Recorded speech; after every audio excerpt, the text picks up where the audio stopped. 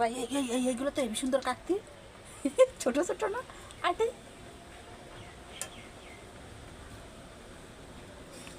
যেটুকু হয় সেটুকুই বানাবো, অল্প একটু হবে, অল্প একটু বানাবো।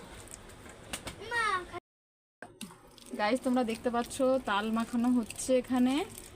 তালটা মাখার পরে কি জন্য করা হয়, গোলানো হবে, গোলানোর পরে ওটা দিয়ে তালের বড়া করা হবে।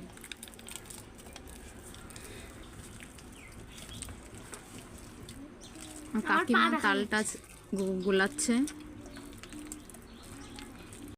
এর মধ্যে একটু লবণ দিয়ে যায়, মধ্যে তুমি দাও। এর মধ্যে লবণ যাবে, তুই এত নোংরা। তালটা গোলানো কমপ্লিট হয়ে গেছে।